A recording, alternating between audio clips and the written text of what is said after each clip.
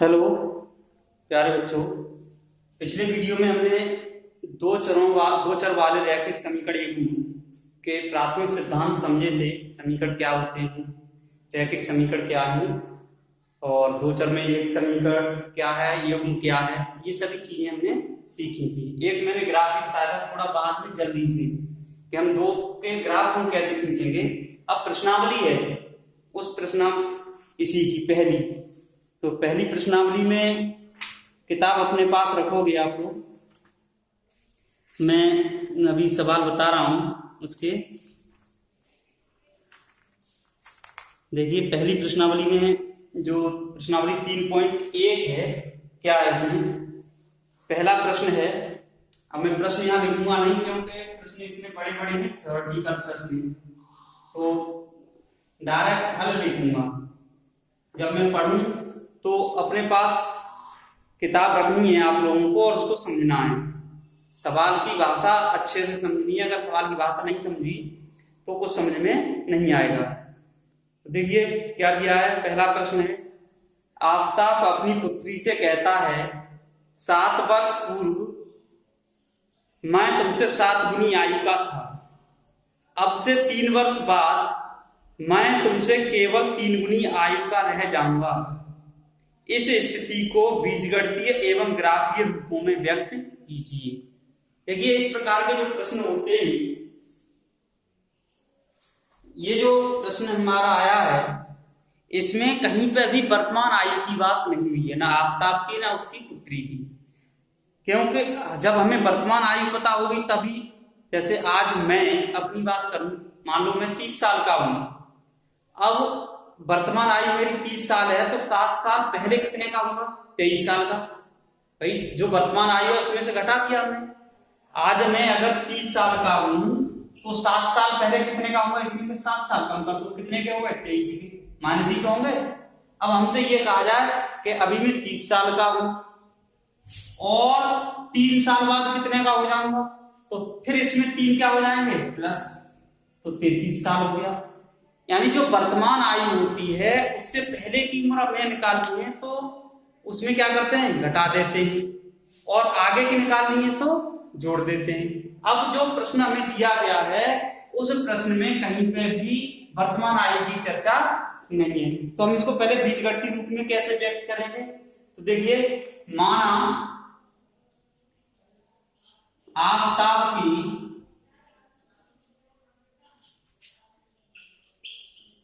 वर्तमान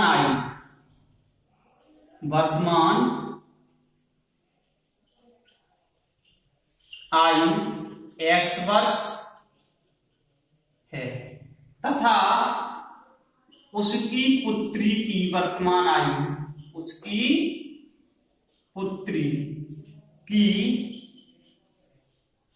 वर्तमान आयु कितनी है, y वर्ष। ठीक है, हमने मान लिया ये वर्तमान का मतलब है अभी प्रेजेंट में जो उनकी उम्र है, आफताब की x वर्ष है और उसकी पुत्री की y वर्ष है। अब ये कह रहा है 7 वर्ष पूर्व मैं तुमसे 7 गुनी आयु का था, तो सबसे पहले तो हमें 7 वर्ष पूर्व आफताब की आयु निकालनी होगी। तो देखिए 7 वर्ष पहले या पूर्व, ठीक है, 7 वर्ष पूर्व आफताब की आयु कितनी हो जाएगी। आज वो x वर्ष का है, तो जैसे रीजन बताया था, आज मैं 30 साल का हूं, तो 7 साल पहले कितने का था, तो 30 में से 7 घटा दो, तो 7 साल वर्ष पूर्व आफताब की आयु कितनी हो जाएगी, जो इस समय x वर्ष का है उसमें से 7 घटा दीजिए, x - 7। ऐसे ही 7 वर्ष पूर्व पुत्री की आयु कितनी हो जाएगी, पुत्री की आयु 7 वर्ष पूर्व पुत्री की आयु कितनी होगी, y - 7 वर्ष। ठीक है, अब प्रश्नानुसार पहली 2 शर्तें दी गई हैं क्योंकि हमें 2 रैखिक समीकरण बनाने हैं इसमें, इसलिए रैखिक समीकरण युग्म ज्ञात करना है। अब प्रथम शर्त के अनुसार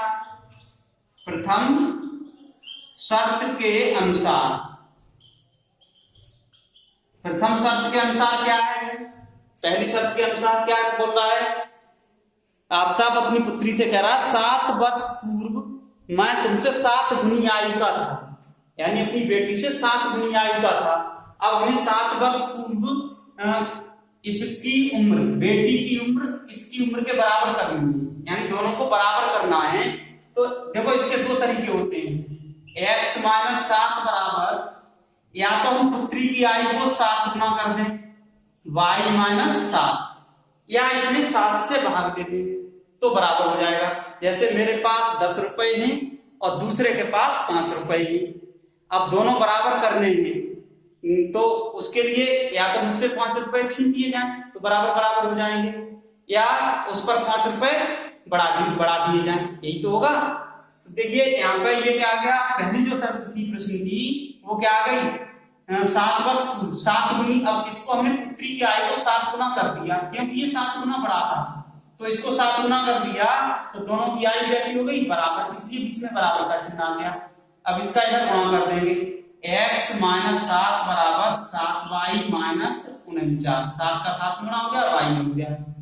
इनको दोनों को पक्षांतर कर लो इधर, जब पक्षांतर करेंगे इधर तो क्या आ जाएगा भाई, देखिए x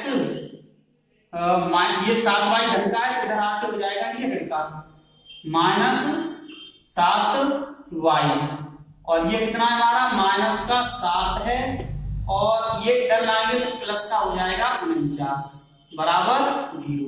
ये कितना आ गया, x माइनस 7y, ये कितने बचेंगे, और प्लस के बचेंगे ये 42 बराबर 0। इसको डाल दीजिए समीकरण, ये पहली शर्त हो गई, ठीक है।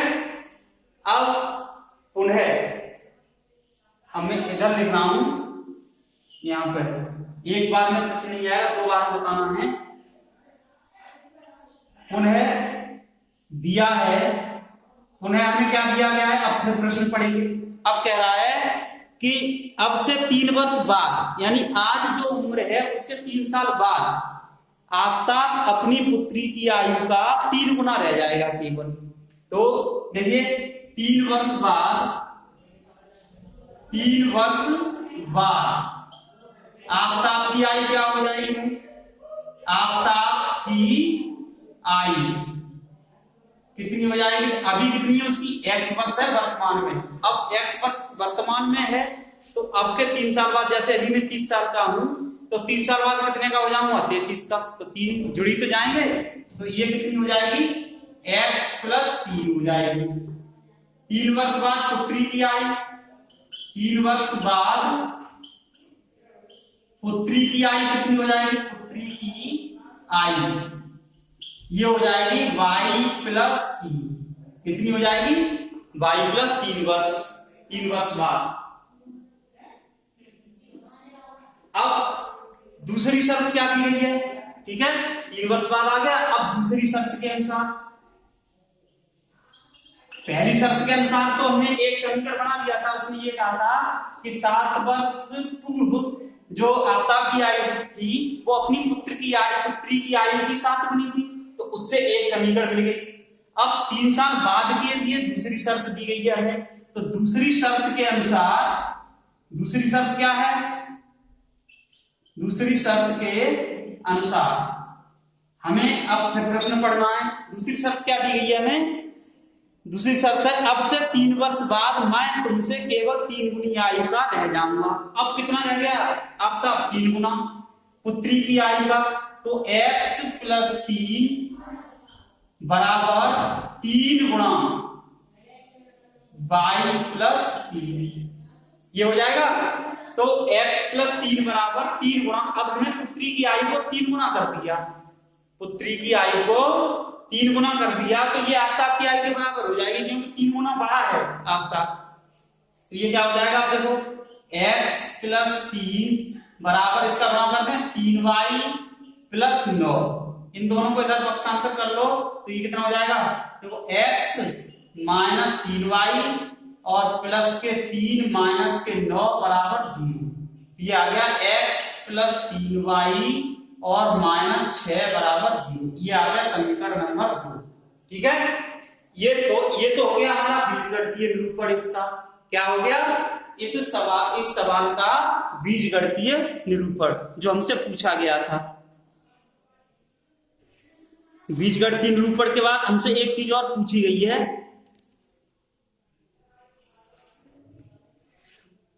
अब इनका ग्राफ भी पूछा गया है हमसे कि अब ग्राफ बनाना है। ठीक है, अब ग्राफ बनाने के लिए ये समीकरण मैंने बता दिए। इससे पहले मैंने बताया था कि किसी भी कोई भी रेखा हमें दी गई है और उसके ग्राफ खींचने के लिए हमें कम से कम उसके 2 हलों की आवश्यकता होती है।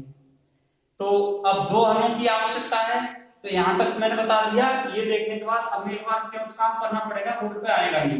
ठीक है, तो देखिए अब मैं ग्राफ के लिए ये समीकरण लिख लेता हूं, ये वाले समीकरण यहां पर लिखूंगा।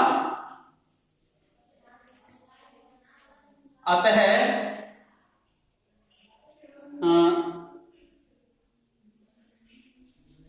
दी गई स्थिति का बीजगणितीय दी गई स्थिति का बीजगणितीय रूप, बीजगणितीय रूप क्या हो गया भाई इसका? बीजगणितीय रूप क्या हो गया? x minus 7y plus 42, x minus 7y plus 42 बराबर 0। ठीक है, एक ये हो गया। और दूसरा क्या है? x प्लस 3y, यहां पे इनको हटा देता हूं, यहां पर डालूंगा x प्लस 3y माइनस 6 बराबर 0। ये हो गया बीजगणितीय रूप। अब इसका ग्राफीय निरूपण और करना है हम लोगों को। क्या करना है? ग्राफीय निरूपण। अब ग्राफीय निरूपण करने के लिए देखो, यहां तक आशा करता हूं समझ में आया होगा आप लोगों को। अब ये इतना बीजगणितीय रूप हो गया, अब इसके आगे हमें ग्राफ खींचना है। अब ग्राफ खींचना है तो इस सब की कोई आवश्यकता नहीं है, हमारे पास समीकरण है। मैं इन समीकरणों से बताता हूं तुम्हें खींचना। ठीक है,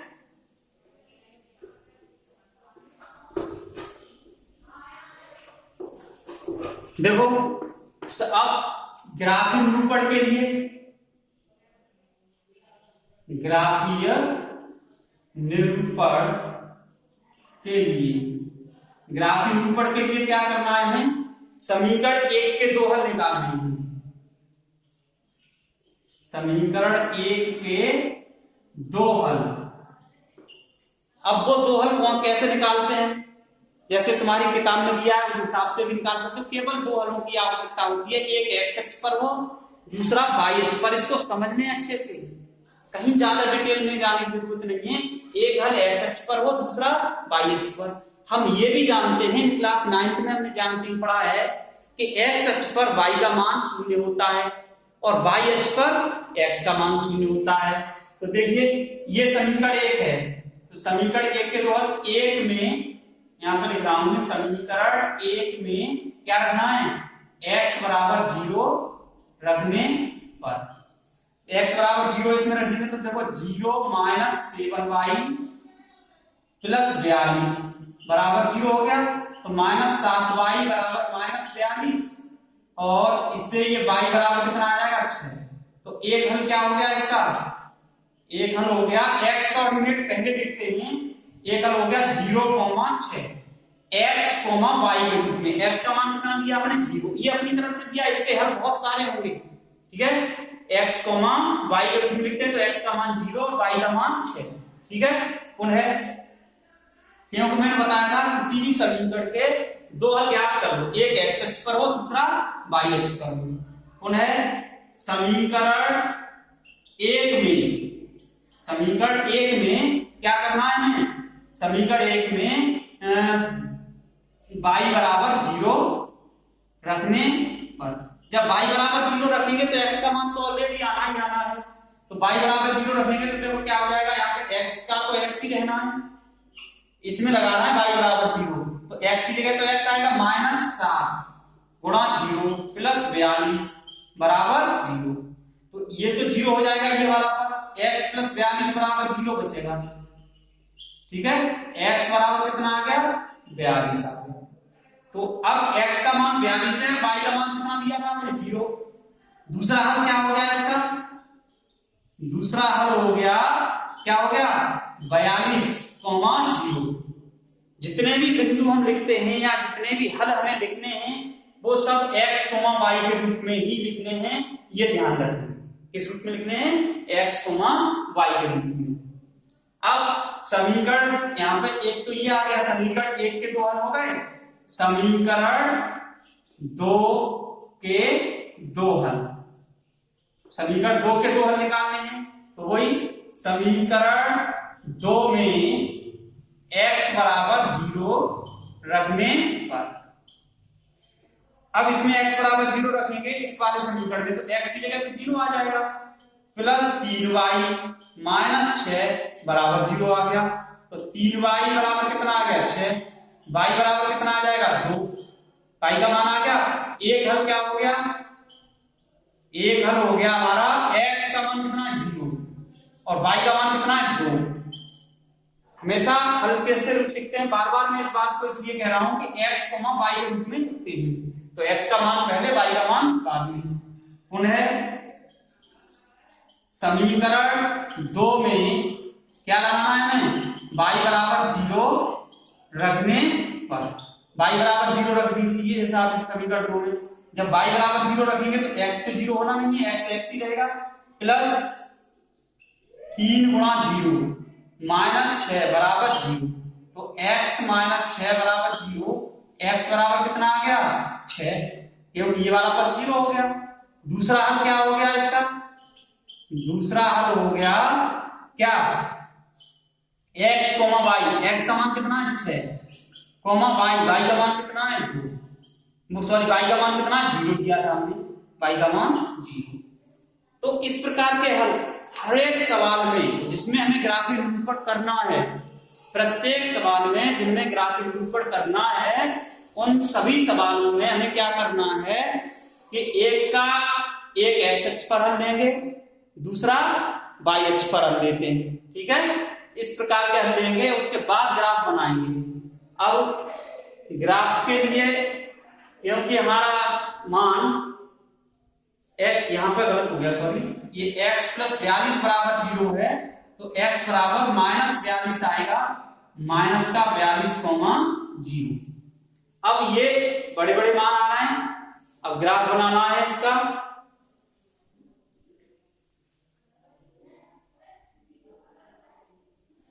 तो देखिए हल हम निकाल चुके हैं, पहली रेखा का ग्राफ खींचना है, ग्राफ जो खींचेंगे हम वो एक ही उस पर खींचना है, ठीक है।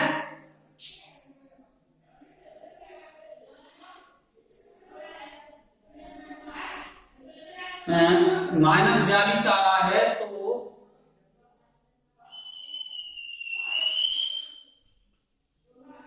ये y अक्ष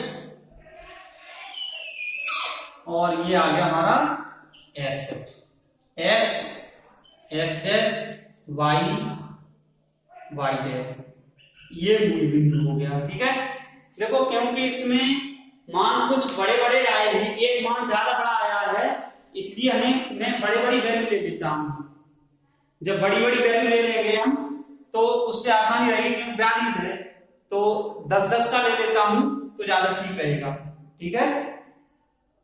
10, यहां पर 20, ये अपनी तरफ से पैमाना मानते हैं, ऐसा नहीं है कि कोई तुम्हारे पास ग्राफ पेपर होगा, हम ग्राफ में दिखा सकते हैं, तो एक खाने को 10 के बराबर भी ले सकते हो, 1 के बराबर भी ले सकते हो, एक खाना वहां लिख देना, एक खाना बराबर 10, या ऐसे करके यहाँ पर 30, 40 और 50, क्यों 50 तक लेना पड़ेगा, इधर भी 10 माइनस का 20, माइनस 30, माइनस 40, माइनस 50, इधर भी ले लीजिए 10, ये y अक्ष है, 20, 30, 40, 50, ये जो मैं मेथड बता रहा हूं इसी से ग्राफ खींचना, तो कभी गलत नहीं होगा। इधर भी -10, -20, -30, -40, -50। अब देखिए पहली वाली रेखा का ग्राफ खींचना है हमें, एक ही ग्राफ पर हमें ग्राफ खींच लेंगे इसके। तो पहली रेखा में पहला हल क्या है 0,6, x का मान 0 है, y का मान 6 है, तो इसका मतलब है x का मान 0 कहां होता है y अक्ष पर। ये मैंने पहले बता दिया है x का मान कहां से होता है y अक्ष पर। तो ये वाला बिंदु कहां पर आएगा 0,6 है, मान लिया हमने यहां पर आया, ठीक है। दूसरा क्या है हमारा -42,0। अब -42 कहां पर होगा x अक्ष की ऋण दिशा में। ये क्योंकि x का मान नेगेटिव है, ये x अक्ष की ऋण दिशा होती है, ये x अक्ष की धन दिशा होती है, ये y अक्ष की धन दिशा हो गई, ये y अक्ष की ऋण दिशा हो गई, ठीक है। अब यहाँ पे दूसरा हल -42 है, तो मान लीजिए ये है यहां पर आ रहा है -42,0, ये आ गया हमारा 0,6, ये वाला बिंदु। इन दोनों बिंदुओं से होकर जाती हुई हम रेखा खींच देंगे। अब देखो यहाँ पर थोड़ा क्योंकि जगह कम पड़ रही है इसलिए मैं ऐसे खींच दे रहा हूं, ठीक है। आप लोग ग्राफ पेपर का यूज करेंगे।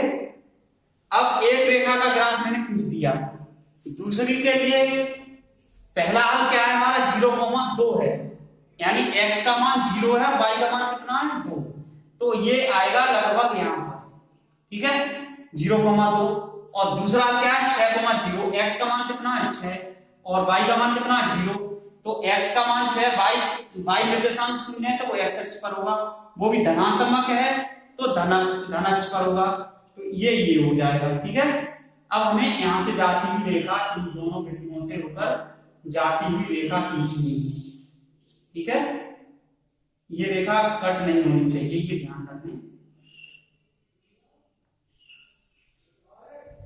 यहां पे दोनों प्रतिच्छेद किया एक दूसरे को, ठीक है। तो ये वाला पॉइंट कितना है हमारा 0,2 है, ये वाला पॉइंट कितना है 6,0 है, ये ये वाला प्रतिच्छेद बिंदु है, ये वाला बिंदु है हमारा 0,6, ठीक है। ये इसका ग्राफीय निरूपण हो गया, हमें इसमें और कुछ नहीं करना है, केवल ग्राफ खींचना है। और ये आप लोग इसका ग्राफ पेपर पे खींचेंगे तो बहुत ज्यादा सही आएगा, इसलिए इसका विशेष ध्यान रखना है। हमें किसी भी समीकरण के ग्राफ खींचने के लिए उसके केवल 2 हलों की आवश्यकता होती है। जैसे पहले इस समीकरण का ग्राफ खींचना था तो हमने समीकरण 1 के 2 हल, सब में यही लैंग्वेज लिखनी है और ऐसे निकालना है, केवल संख्याओं का अंतर आएगा। समीकरण 1 के 2 हल निकालने के, समीकरण 1 में x बराबर 0 रखने पर y का मान मिल जाता है, तो पहला हल ये हो गया। ये हल होता है हमारा y अक्ष पर, किस पर होता है y अक्ष पर, क्योंकि x 0 है। दूसरा हम क्या करते हैं x अक्ष पर, y बराबर 0 रखेंगे तो x अक्ष का हल प्राप्त हो जाएगा हमें, तो इसमें x + 42 x बराबर -42, ये दूसरा हल प्राप्त हो गया क्योंकि y का मान 0 है, तो ये x अक्ष पर होगा। अब ये बात अलग है कि ये x अक्ष की धन दिशा में भी हो सकता है, ऋण दिशा में भी हो सकता है, इससे कोई अंतर नहीं पड़ता है।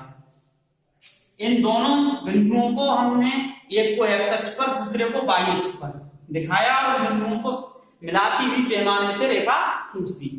इसी प्रकार से दूसरी रेखा के लिए 2 हल ज्ञात करते हैं हम। समीकरण 2 के लिए एक बार x बराबर 0 रखेंगे तो y का मान प्राप्त हो जाएगा, ठीक है। तो हमने एक हल प्राप्त कर लिया 0,2 जो y अक्ष पर होगा क्योंकि x का मान 0 है, और दूसरा हल हमने प्राप्त किया y बराबर 0 रख के, तो ये 6,0 प्राप्त हुआ क्योंकि इसमें y का मान 0 है, इसलिए ये x अक्ष पर होगा। अब इन दोनों बिंदुओं से होती हुई हमने रेखा खींची तो ये वाली रेखा आ गई। हम चाहें तो यहाँ पर रेखाओं के नाम लिखा सकते हैं।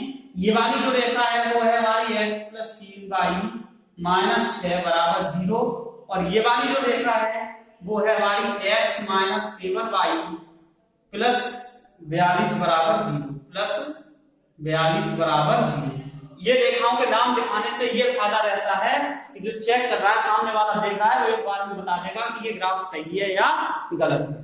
तो इसको बहुत अच्छी तरह से समझना चाहिए कि क्वेश्चन समझ में आना आए तुम्हारे।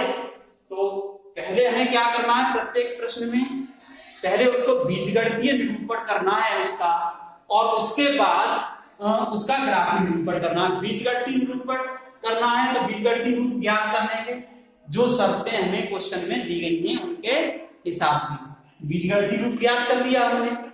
बीजगणितीय रूप ज्ञात करने के बाद हम एक एक रेखा के 2-2 हल ज्ञात करते हैं। पहली समीकरण थी, उसके दो हल ज्ञात किए हमने, एक एक्स अक्ष पर ये था, दूसरा वाई अक्ष पर, उसका रेखा खींच दिया। दूसरी रेखा जो दी गई है उसके दो हल ज्ञात किए, एक वाई अक्ष पर, दूसरा एक्स अक्ष पर, उनको भी बिंदु लगाए और उनके द्वारा रेखा खींच दी, तो ग्राफ तैयार हो गया। जैसे ये मैंने नाम लिखा, यहाँ पर रेखा था, तो ये वाली जो रेखा है इसकी है, इसी के बिंदुओं से होकर जा रही है, तो यहाँ लिख दिया। ये वाली जो रेखा है वो इसके बिंदुओं से होकर जा रही है, तो इसका नाम लिख दिया। तो ये नाम जरूर लिखें, जिससे हमें कोई भी प्रॉब्लम सामने वाले जो चेक कर रहा है उसको नहीं रहे। इससे एक्सरसाइज में 3 प्रश्न हैं, एक मैंने बता दिया है, 2 आप करने की कोशिश करना, अगले वीडियो में वो 2 प्रश्न भी मैं बता दूंगा। धन्यवाद।